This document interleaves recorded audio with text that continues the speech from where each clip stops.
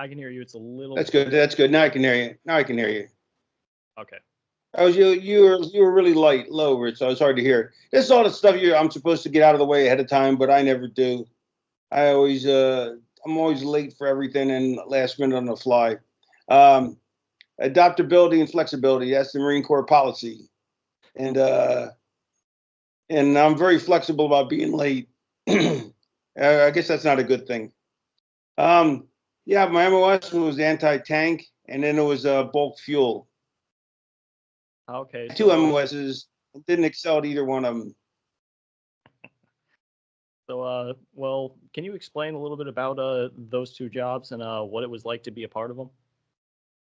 Well, I went in the Marine Corps. Let me back it up. I went in the Marine Corps, went to boot camp, went to infantry school. So that's where I became an anti-tanker, and then I went into reserves, and I would do reserve duty up in university. I took a semester off of college to go in the Marine Corps.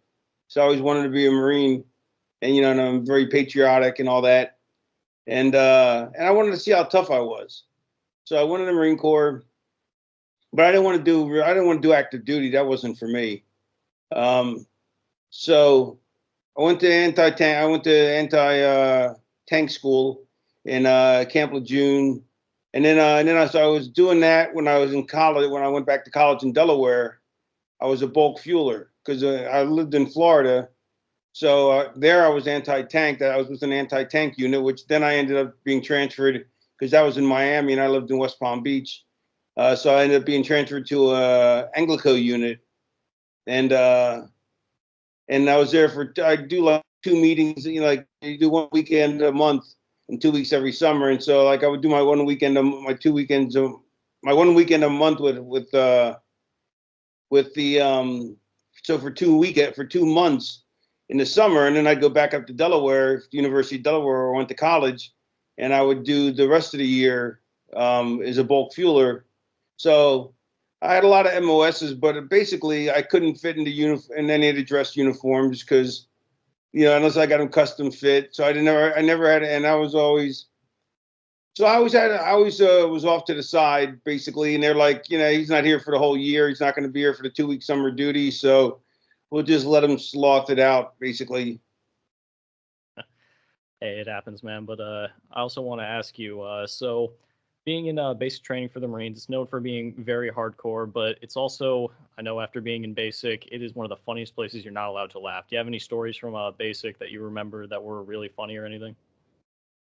Yeah, well, in boot camp, that's the thing in the Marine Corps, at least back in the day, you weren't allowed to talk to anybody. So you were always you always had to be shut up, or you're getting yelled at. You're getting yelled at, or you were just in solitude because you weren't allowed to talk, and and the entire day was spent doing. From the minute you woke up, they're banging the garbage cans to wake you up until maybe an hour before bedtime, you were on the go. So you were never talking to anybody. So you didn't know if anybody was funny, but the drill instructors were funny. They weren't trying to be funny, but they would see somebody with a lousy. This is the funny part too. You had to shine your boots. You had to make your boots shiny, which is ridiculous if you think about it, because it would just give you away to the enemy. But it's just because you don't want to have shiny boots in the field. But anyway, you had to shine your boots and shine your belt buckle. It was just basically to just teach you organization and stuff. And but people that didn't shine their boots real well, they would go, "What are you shining out with a Hershey bar?" Which is amusing. Or they would go, or they like, those little strings you have hanging off your shirt sometimes, like they're called Irish pennants. Yeah. But the little strings that hang off, on all clothing.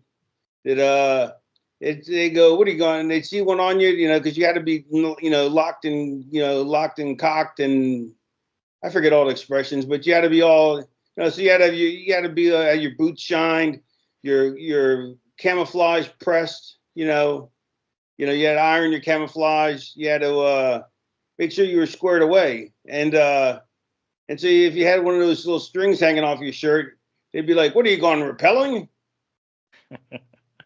They always have something real quippy to say, or if you have like a Yeah. decision to And make. then, but if you start laughing, then they yell at you even more. Mhm. What do you think? That's funny? No, sir. Recruit does not think this is funny, sir. Oh yeah, I remember if you had like a choice to make in front of you and you chose the wrong one, immediately you would hear something like, "Dang, trainee, you had a 50-50 chance. You got it 100% wrong." That was just the constant thing from certain MTIs that were walking around our building. But all And right, so what's an MTI? for the Air Force, we call them military training instructors. I believe you Uh, guys called them drill instructors. yeah, DIs. Yeah. Okay. Same but different, but yeah. So I also heard that after college you did some stand-up comedy for a while. Can you tell us a little bit about that? No, I didn't do stand up until before COVID, till about 2017, 2018, Oh, maybe okay. 2016, maybe. I forget when I started. I didn't do a whole lot of it though, but I did well. Like I always had my audiences were always laughing, So I thought I did well. I never really bombed, which is lucky. Hey, nothing wrong with that. I mean, it's a nice little But experience.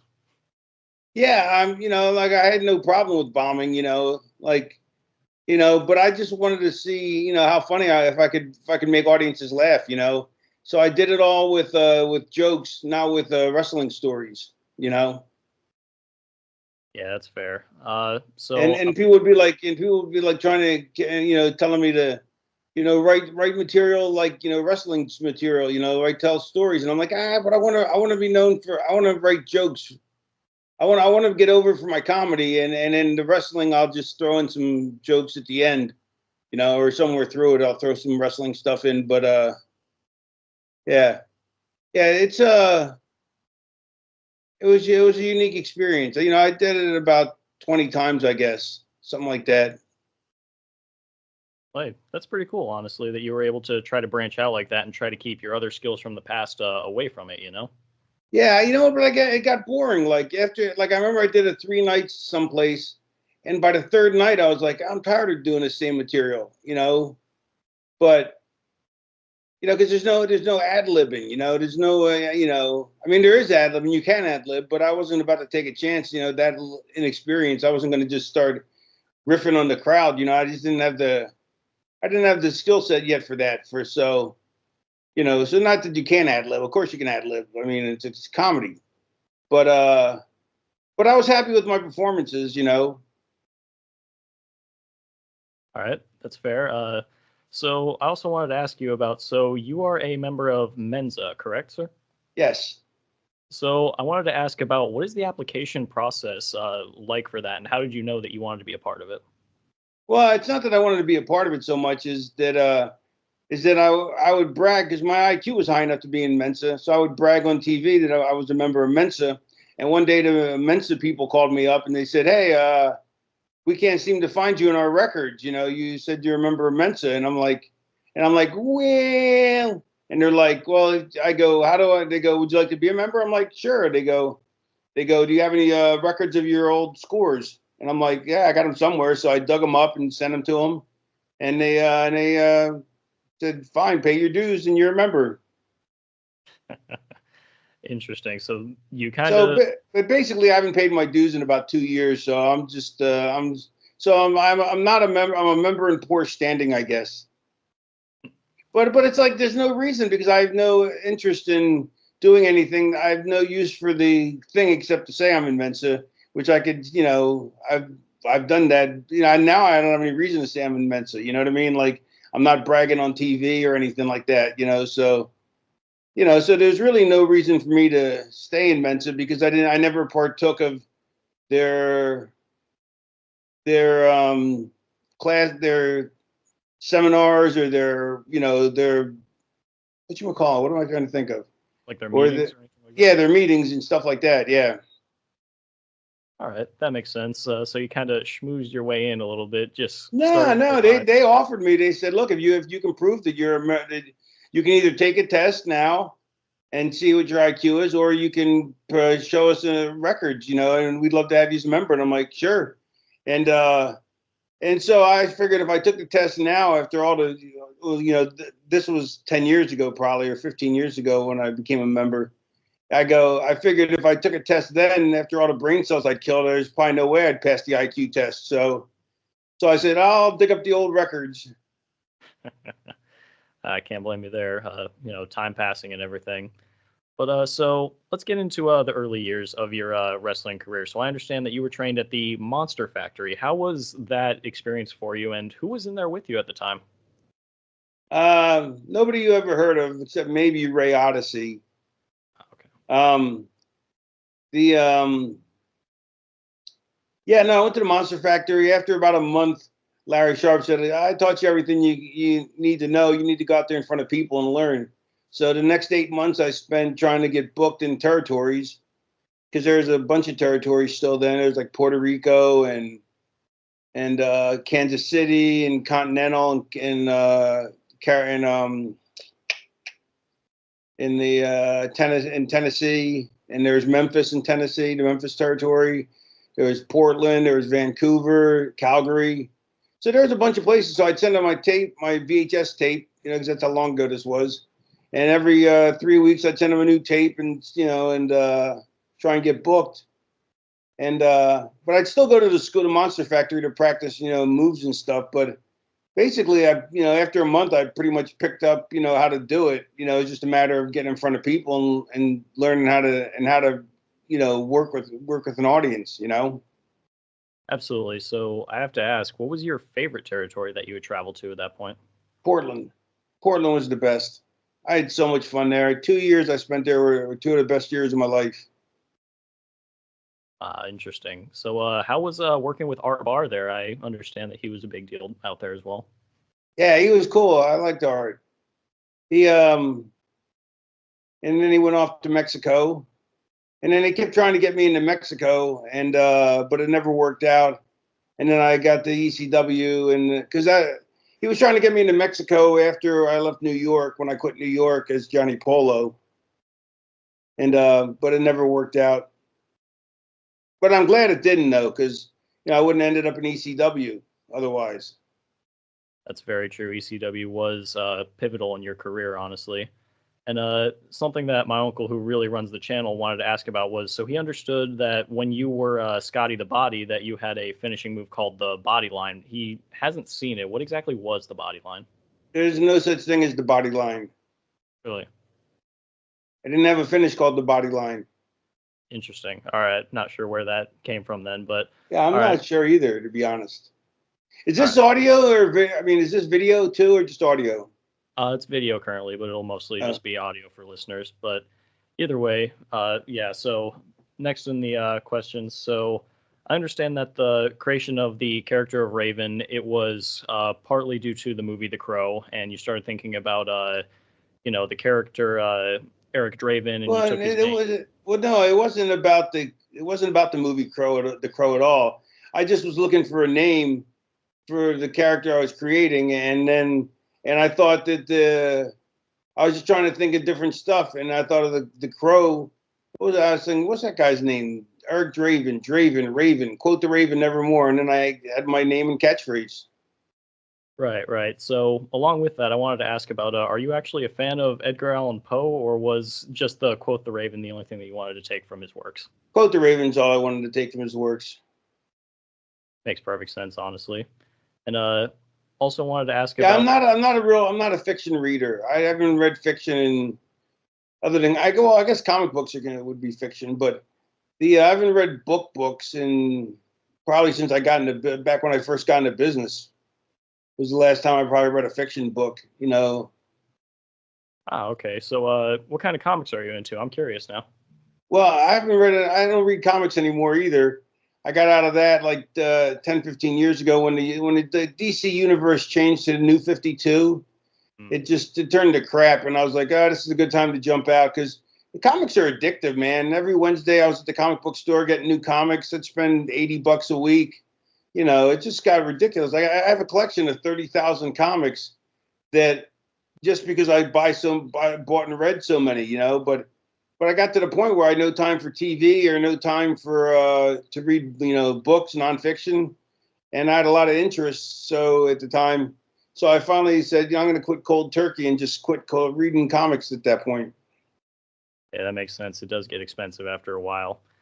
But Although I do have found that now I'm watching a bunch of anime cartoons though, because it gives me the comic book fix, I guess, without having to read. really, what's your favorite anime? Undead Unluck.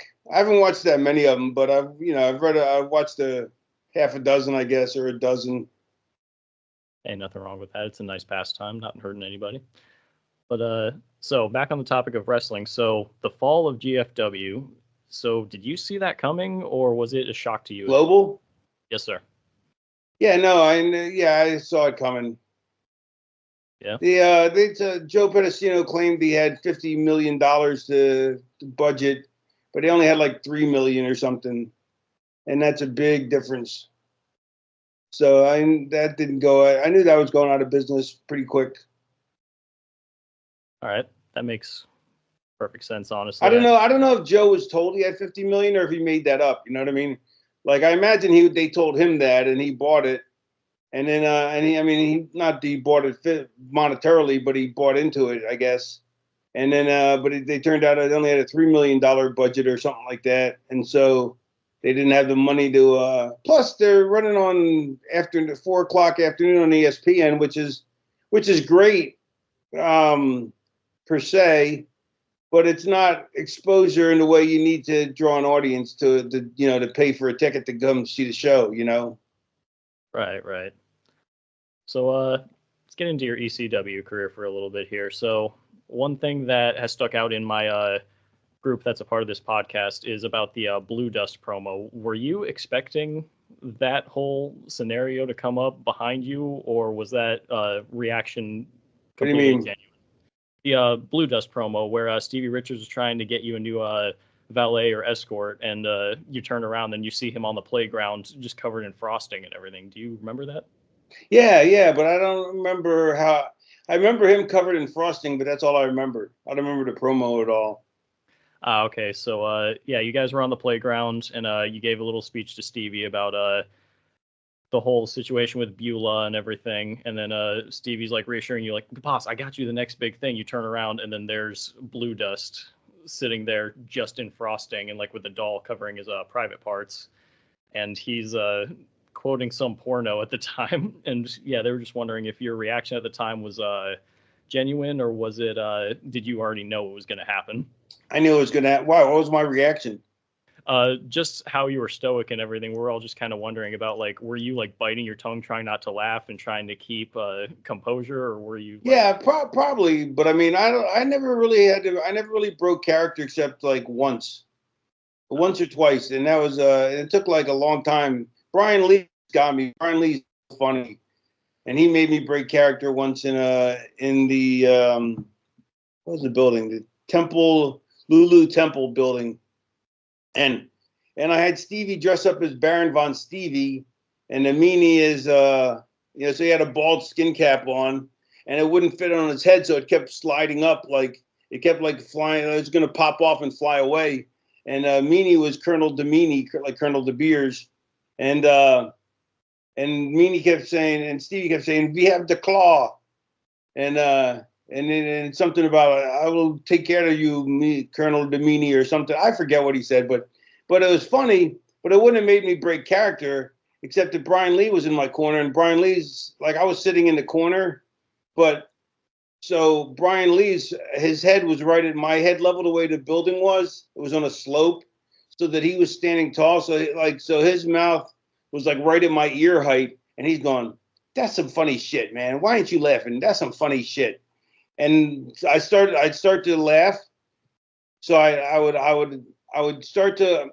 I knew I was going to laugh, so I put my chin down and hid my face, and my body had to do something with the laughter that I'm trying not to laugh. So my shoulders went up and down, dry heaving, like popping up and down, and then immediately I would pop. I would sit up straight, hold a mean face, look into the crowd for as long as I could, and then I'd bend my head down again, and my shoulders would go up and down. And that was the first time I ever broke character as Raven. But usually, like I would break character easy if I had to stare in somebody's eyes. So I just stare at their forehead. I just stare at their forehead because if I look in their eyes, it's the whole premise is the whole proceedings are just ridiculous. So it's gonna make me laugh. But as long as I don't look people in the eye, I can stave off laughter pretty well. Ah, okay, that makes sense. So honestly, Because that way, also, if they make a face at me, I can't see it. You know what I mean? Like if they're rolling their eyes or whatever, I can't see it. I'm just looking at their forehead. okay, that makes sense. It also, I've heard it can also be like an intimidation tactic if you just look at the forehead instead of the rest of the face. So that honestly goes in with the character very well, I will say. So a friend of mine was asking from that I've served with here. He was asking, what was the scariest bump that you think you took in ECW? Well, I remember this bump. I thought I broke my neck on it, not because I was in a lot of pain. I was in a lot of pain, but Dreamer Powell drove me on a air hockey table, but it had a wooden board across the top of it to protect it from the fans. You know what I mean? From people's getting crap on it during the matches, and all of a sudden I heard a crack. Like as he Powell drove me, I heard a crack, but that was really his fat ass breaking the wooden covering. But I didn't know that, and I heard it, and then my neck got real sore because part of my head got caught, I guess, or something, and so my neck went tight, so I'm reaching up, so I'm laying on the ground, and I'm reaching up on top of the air hockey table to try and see if there's a crack in it to make sure that because I'm like, it's got to be a crack in the table. It's not my neck. It better not be my neck. And I'm reaching around like a cartoon character, trying to reach up there, and then we went to the emergency room because my neck was really stiff, and then they said there was no break. So it's like, oh, thank goodness. Ah, okay. I'm glad that you made it out of there without any kind of breaks or anything. So another question asked by a friend of mine, my uncle Tim. So what was it like to work with New Jack? I never really worked with them. They kept us apart. Like, I don't know why. I mean, I guess I know why because they didn't want to job him out, and they didn't want to have beat me either. You know what I mean? So hang on a sec. Okay, no My problem. dog is we were having thunderstorms, and she's already all upset because of the last night the fireworks just scared the shit out of her, and today the the thunder booms are terrifying her. So she was been laying by my side. She always comes to daddy when she's scared, but she just got up and walked away. So she's doing better now, I guess.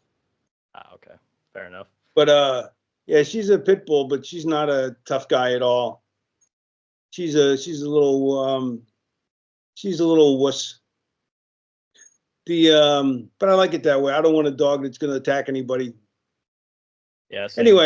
Anyway, so New Jack. So yeah, no, me and New Jack got along, but we never really worked together. In fact, I think we had some sort of issue or something about something in the back, like a minor issue, and then we were both doing a run in the same thing, and then we run in, and I don't think we were supposed to touch each other, or it's not that we weren't supposed to touch each other. We just shouldn't have been anywhere near each other because it was a big schmozzy run in, like a lot of people. And then we came up on each other, and I'm like, hit me. And then he just threw a working punch. I threw a working punch back, and obviously whatever issue we had was gone. So we had no issues. Oh, that's good to hear. Did you ever find him to be as unhinged as a lot of people talk about, or did you just get along with him and have a fine time with him? I got along with him. I didn't like what he did to certain things, like when he attacked dancing with Dudley. You know what I mean? But that's his issue. That's their issue. You know what I mean? And it's not my place. But I felt bad for dances with Dudley. Yeah, that's fair. It's kind of unfortunate some of the things that New Jack had done, but that's his stuff. Yeah, yeah. It's not my job to play superhero and intervene. I'm not Office. I wasn't. So whatever. Yeah, it is what it I is. got. I never had a problem with it. Is what I'm saying. The one time I thought I might, we was just. I figured if he's going to hit me, I'll let him hit me first. You know what I mean? Just in case this is something that he thinks is more of an issue than it wasn't a big deal, I don't think, but it was something that irritated him. And I'm like, well, I'll see. And I guess we'd always there's always a little tension between us because we didn't work together, and we're both very mouthy, we're both very opinionated. And so I was like, all right, so I said, all right, hit me. And he goes, and he threw a working punch. And I'm like, there's no heat. Fair enough. He probably would have took the opportunity and just swung if they're actually. Right, that's what I'm saying. If there wasn't heat, if there was real heat, and after that, we were totally fine after that. Fair enough. So I also do want to ask about the Beulah and Tommy storyline. Was there any kind of inspiration, or did that just all come out of like Paul's head, or where did that No, come that all came out of my head, actually. from? Really? Well, not all of it, but the whole. Okay, here's how it happened: is I was down at the Super Bowl. I forget which one, and we went to a club, and I ran into Ron Gant, a baseball player for the Braves. He's a friend of mine from Atlanta, and he had a girl with him who was Beulah and Teresa. And he goes, this is Teresa, this is Raven. Raven wrestles. And he goes, Teresa. And Teresa goes, I'd like to get back into wrestling. And I'm like, really? You were in it before? He goes, yeah. She goes, I worked as Pillman's sister in Calgary. I was like, oh, cool. I was like, all right. I said, send me some pictures. So she sent some sexy pictures. So I passed them on to Paul. And Paul's like, all right, I'm going to give her to you. And I'm like, I don't need a valet but I always liked having valets before. And I know how to work with a valet really well, but I didn't think it fit the Raven character at the time, but it actually totally did. So he was totally right about that. I was wrong. And then I came up with the whole backstory. That was all because I figured we needed something to get this thing hot, and we had to tie her in and get her over quickly. So I just made up the whole thing. We went to summer camp. After we went to summer camp together, that I made that up first because I knew I wanted. If I was going to get over quick, that's what I was supposed to do, is get over and get Tommy over. That was my job. That to have something psychologically driven is always going to get you more heat than just attacking a guy. So that's why I came with summer camp, and then I tied her storyline into the summer camp, and the rest is what it was. All right, that's actually really cool. I didn't realize that you came up with almost all of it. That's incredible. Just the backstory. Fair enough. All right, so moving on to your WCW. Although here's the thing that pisses me off though is Dreamer and Paulie try to take credit for Beulah McGillicuddy, but I came up with that because I wanted the weirdest name you could have, so you definitely think she's an ugly chick. Yeah. And same with Kimona. I named Kimona Wanalea. Like it was some I didn't make it up, but I got it from some old jokes where like it's it goes, you read you read the book Tiger's Revenge by Claude Balls or Under the Bleachers by Seymour Butts. So there's a whole bunch of jokes like that, and one of them was the Hawaiian Prostitute by Kimono Wanalea. So that's how I came up with that for and so that's why when Paulie and Dreamer claimed that they came up with Kimono, I'm like, you couldn't have, because you didn't know that stupid joke. That came from a stupid joke that somebody told me when I was 4 years or 8 years old, and it just stuck in the back of my head somewhere. Or Hole in the Mattress by Mr. Completely. That's I haven't heard some of these, but I know exactly what you're talking about. Yeah, everybody does. Yeah. But so moving on to your WCW time for a little bit, I do want to ask about, so how were your relationships backstage? Who did you hang with, and did you have any problems with anybody backstage there? No, I didn't have any problems with anybody backstage. I hung out with Saturn and Canyon. Me and Saturn hung out all the time. We go way back. We went back to, I mean, now we go way back. I mean, at the time we didn't really hang in ECW at all, but then once we got together as partners, then we were inseparable. Oh, okay. Kind of nice that you were close with Saturn and Kenya at the time. If Kenya were alive today, do you think that he would have been able to be an agent or a trainer of some sort? I don't know if he would have got the opportunity. Really? Yeah. I don't know. it's there's only one company now. So I mean, well, no, I guess there's two companies now. I mean, for the longest time, there's only one company, one real company. You know what I mean? Yeah. And Canyon, I don't think left WWE on the greatest of terms.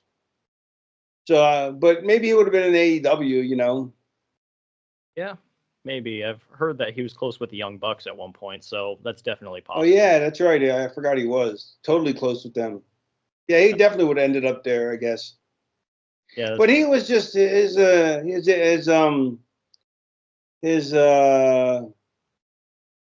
what you call it? What's it called?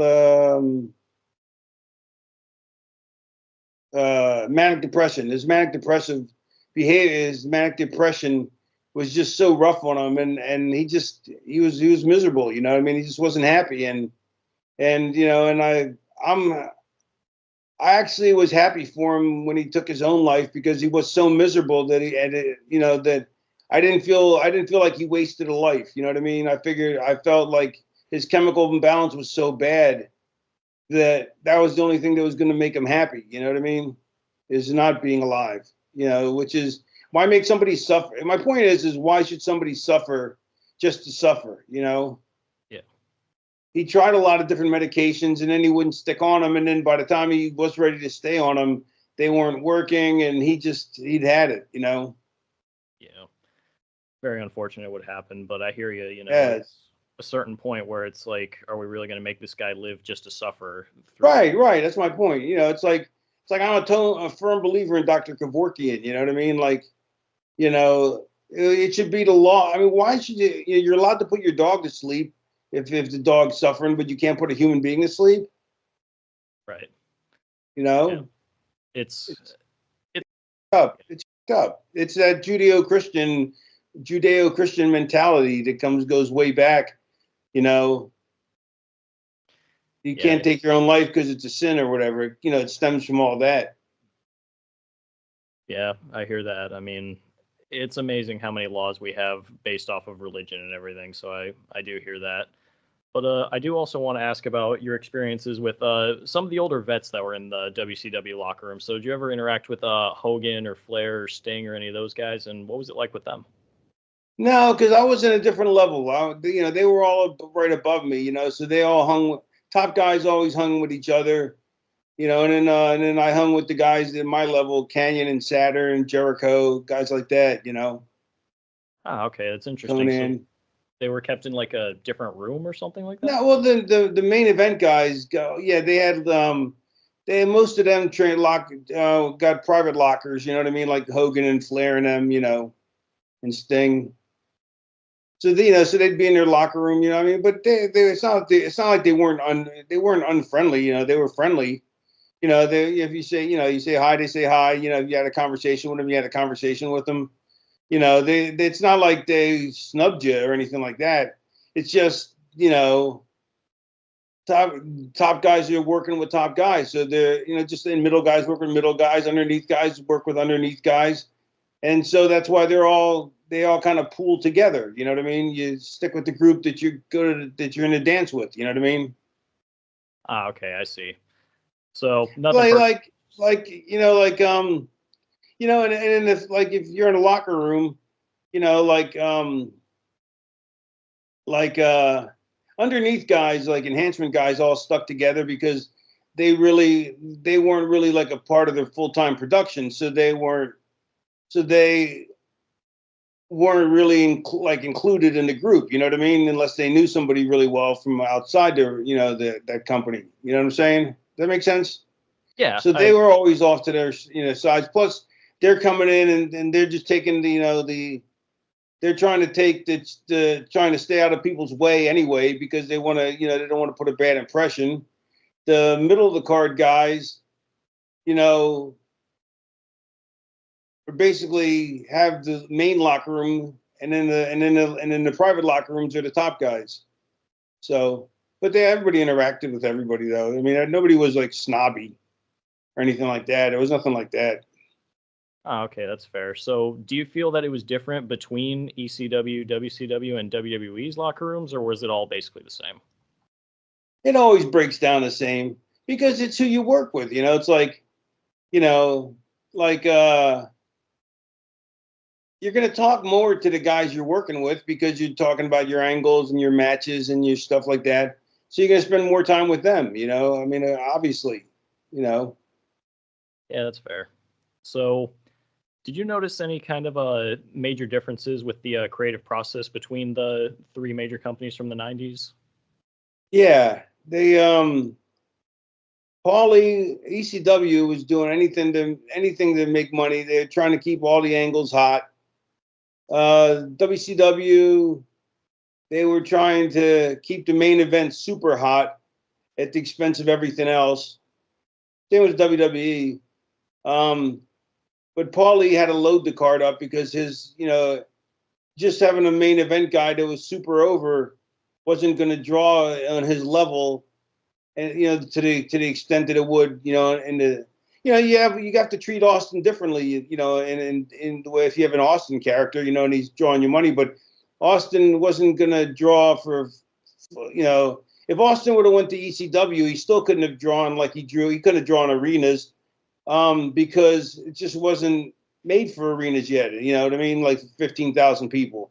The audience wasn't there for it. So maybe Austin could have. Austin probably could have still drawn 15,000 for ECW if he went back there, but it's harder because you're a small company. You're too big to be small, but you're too small to be big. Yeah, it was just that awkward in between, I guess we could call it. Growing pains. It's Goldilocks. It Yep. wasn't Goldilocks. It was Goldilocks' ugly brother, Bob. Bob Locks. Bagel and Locks. Interesting way to put it.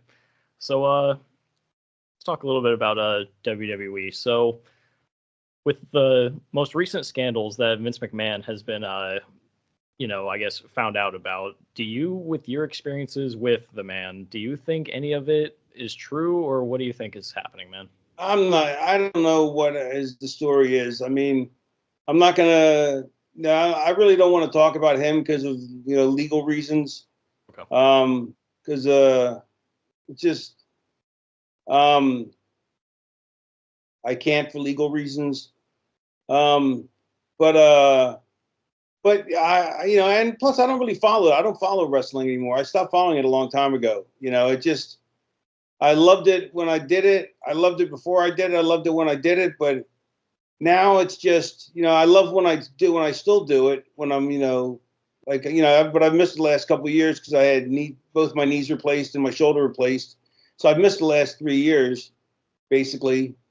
And I'm old. I'm 59 now, so I'll be 60 this year. So, I'm getting past the point where I want to work, But the but I got other interests. You know what I mean? I don't want to. It's like there's so much wrestling on, and you have to watch so much of the show just to get to the good part. You know, it's just not. I just don't have any interest. It's also I'm a completist. Like if I watched one show, I'd have to watch all the shows. You know what I mean?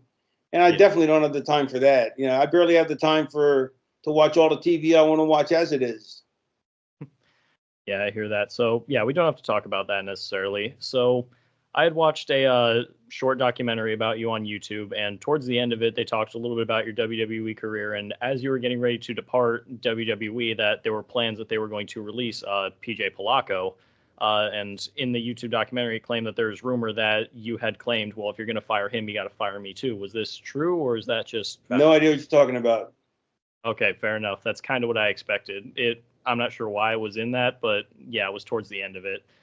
So I also Who did do I want say this to? Who did I say this to? Supposedly. I'm not entirely sure. It was just in the documentary. No, I mean, was I in WCW, Uh WCW, it was towards the end of WWE? your WWE run apparently. No idea what you're talking about. Fair enough. So between the characters that you've played a few of them between Johnny Polo, Scotty Flamingo, Scotty the Body, Raven. Which one do you feel is the closest to you as a person? Raven. Really? Raven is me in the inside. The side I don't show anybody. the tortured, poetic, pained, uh, poetic type, tortured poetic type, I guess. I don't know. It's not me if you know me. If you know me, I'm a funny guy on the surface. You know what I mean? Like, but inside, that's where all that pain sits. You know, or it has sat for years. I've dealt with a lot of it though, so I mean, so it's not like I'm dealing with it now anymore. You know, I'm pretty much content. You know, or as close as content to content as I can get right now. Um, but yeah, those were the issues I had internally. Okay. That's understandable, and I'm really intrigued about that you were able to turn that into a character. I'm actually very impressed by that, honestly. Thank you.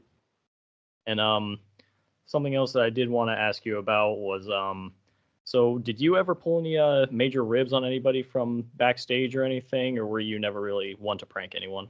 I was never really one to prank anyone, but I'll tell you this last story. The because we only got a few more minutes, I think, right? Right. The there's this one rib that the grappler told me about that I loved that I would never do to somebody because it's too painful. But so he was the grappler was sitting in a chair, and his old timer comes up to him, and he was a green guy, and he was sitting in a chair, and the veteran goes, "Hey grappler, let me see how strong your neck is," and he started pushing down on the back of his head. And so the grappler's trying to show him, you know, how tough he is, and he's fighting it, and then the guy just moves his hand, and the grappler's head goes flying back, smashes into a cement wall, and knocks him out. So it's funny if it wasn't so mean, you know what I mean? It's too painful. You can't do it to anybody, but it's the concept is funny. So one time I was in a locker room and somebody was sitting with a chair right in front of a locker, and and the locker doors were really flimsy, and they had a lot of give to them. So I figured I could do it with this person because, you know, if he smashes his head into that, it's just going to be like a cookie sheet. You know, it's not going to hurt him, but Yeah. it's going to be funny. So I do that. I go, let me see how strong your neck is, kid. So I push down, and then he goes, fights it. I slip my hand away. His head goes smashing back into the thing.